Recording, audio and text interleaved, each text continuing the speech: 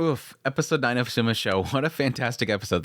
It was really that introduction, that opening segment just really got me. The idea of that moment in which Take actually died and her kind of being stuck there, wanting to go home so badly, and then cut forward 10 years. Yes, at this point it's 10 years because it kind of shows the seasons kind of changing. That yes, 10 years later, at some point, she comes across Marika. And unfortunately, it seems like she completely forgot about this whole thing. That yes, that point when she came across Marika, she was going to get hit by a truck. That was a little bit shocker. I actually, for a minute there, thought that they were going to actually play it out as Marika died that day. But no, it seems like Take herself, as a spirit, was able to save Marika's life. So it is kind of one of those things where she is borrowing this body, but she shouldn't feel so bad because she did prevent Marika from dying. So it's almost like Marika herself subconsciously giving Take a moment to kind of get back to her family. I wonder if that's going to come up. I wonder at this point if that's going to come up at some point. I know at some point I think Marika and Take are going to talk to each other. I think there is going to come a point where that happens. Now, this is sort of being fed a little bit by a skipped scene that they had with Chika, which I'll get into in a minute. But I kind of feel like right now, there's probably going to be a moment where Marika talks to Take, and she probably thanks her for helping her with her mother. And I think she's probably at that point going to say, yes, you saved my life. Thank you for saving my life. But additionally, I'm glad I was able to give you a moment to be with your family. Because right now, Take is beating herself up really badly. That after all the situation and her coming to a realization that she is, in fact, possessing her and not being a reincarnation where her memories are kind of getting muddied up, that yes, she's in fact taking time away from this girl, taking her life away from her, and she doesn't know how to control it, so she doesn't even know if she's going to be able to give the kid her life back. But she's beating herself up. But I think there is a moment where she's probably going to have Marika say, thank you for saving my relationship with my mother. Thank you for giving me another shot. I was so desperate not to go home, and you saved my life. Thank you for helping me so much.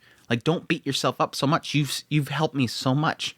And I think that will be a nice thing for Take to not realize, or to realize that she's not just stole from this child, but this child wants to give something back to her. I think that would be a really cool thing. That'd be a really cool thing. But yes, that contrast between the two of them and that opening just, ugh. I want to go home, want to go home, want to go home. I don't want to go home, don't want to go home, don't want to go home. But no, the scene where Take is looking at the video recording, this is interesting. And I'm not sure if they can somehow repurpose this later in the anime adaptation, but in the manga, it wasn't just Take looking at the videotapes to see what kind of person Marika was. But when Chika comes in there and she starts questioning her about it, she's like, yeah, what kind of person is Marika? I want to learn more about her. And there is kind of a sad reality there because it's really her trying to, see what kind of life this girl, what she's taking from. And it's, again, her being guilty about the whole situation. But then Chika's kind of going into, yes, she's this type of person. She's so kind to me. And then, yes, when everything happened with her husband, she kind of started getting angry at that kindness. She snapped back at her. She didn't like it. Here's the gut punch that the anime skips is that Chika right here, the mother right here, says that she's fine with her taking over Marika's body. And the reason why she's fine with this is because she's afraid of going back to being that bad person again. Right here, when she's talking about that, yes, I started being a bad person and I was really horrible, she goes into the fact that she's afraid of going back to that. And this makes sense. Chika has changed a lot, but she's still afraid of being what she once was. I did that once and I can do it again. Please keep me in check. Please don't let me go back to there. Please keep me in check. Never let me do that again. But right here, she's literally saying, you know what? When you came back, I actually liked it. It's like this sad reality in her mind that she's okay with Marika going away again because she's more comfortable with Take being there. She's afraid of her child being there. So she's like, I'm actually kind of relieved that you're here. I'm afraid of Marika coming back. I don't think that she wants to come back to a life with a horrible parent. That she's probably better off away, and so she doesn't have to come back to this. That was probably what was happening back there. It happens again right here. There is a realization here that, yes, Take pretty much told her that, Marika didn't want to come home that day. So she's kind of beating herself up right here. But Take says some great things right here. Maybe the reason that we changed personalities was because we were desperate for life due to family issues. That yes, obviously Take herself really badly wanted to go back to her family because she knew that they were going to be destroyed and that they weren't going to be able to move on. I mean, she even said that right after she died. No, they will be devastated. I have to go back home. They can't do this without me. That's the sad reality, is that she knows that they're so dependent on her that they won't be able to move on, which is, let's face it, for most people that actually a family that love each other, that's going to be the case no matter what. And she says in regards to Marika having issues with going home, that is without a doubt your fault as a mother. Like, she's saying, like, straight up, yeah, that's your fault. Marika didn't want to come home. That's your fault. But she says in Marika's heart, she always wanted to recover her relationship with you. I think that's why she returned of her own free will. This is in reference to Take being kicked out, her going to sleep, and Marika coming back again here recently in the recent episode. She came back of her own will. She wanted to come back to her mother. Her mother's been fixed. She wants to come back. It's warm here again. I want to come back here. You may fall as a mother, but you have people to talk to in times like that. You have Keisuke now. You have all these friends and everybody that you know, which unfortunately the anime doesn't want to show. She has friends now that she can rely on. She can go to Mai. No one could be a perfect parent, so please don't give up on Marika. And it's, of course, right here where the mother, Chika, is like, but that means that you... Which, again, they've kind of got into a little bit with the whole batting rink thing, where she's pretty much saying, like, are you okay with this idea of Marika coming back? Because then you're going to lose your wife. There's a selfishness here that they're obviously having a conflict with. And the idea there's two people here, and one of them is going to come out on top. They can't both be in that body at the same time. Again, like I said before, it'd be great if there's like a switch or something like that. So, yeah, if one day Marika wants to, give Take a little bit of time to hang out with the family, she can go snap and it happens. But that's not really what's happening here. Anyways, besides that little skip content, what I thought, again, was really, really good. And again, I like moments like that. I like when there's a moment where a character is so weak and they're so conflicted and they have that trauma that they're afraid of coming back. I don't want to be that bad person again. And I don't want her to come back because I'm afraid I can't hold this. I'm trying real hard to be a better person, but I'm afraid I'm not going to be able to keep it up. It's wearing on me. And I'm probably going to get weak again, and I'll go right back to being a horrible person, and I don't want her to return to that. Please keep her bottled up in there and safe. It's sad. But again, it shows reality. It shows like a true weakness in this character that I think is a good flaw to have. It's not a good thing to have, but it's a flaw that she's having to address.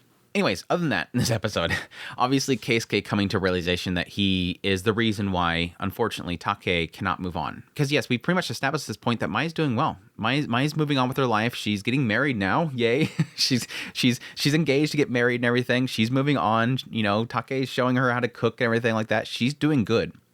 The one that's holding her back is obviously Keisuke. That's the thing that she fears so much of leaving behind. He's not going to do well. And now here, again, Keisuke realizing this is a possession, that's the reason why she can't move on, she's making Take suffer. I like that he's acknowledging that it's not so much the idea of she's staying here and it's my fault, but it's more the idea that I'm hurting her.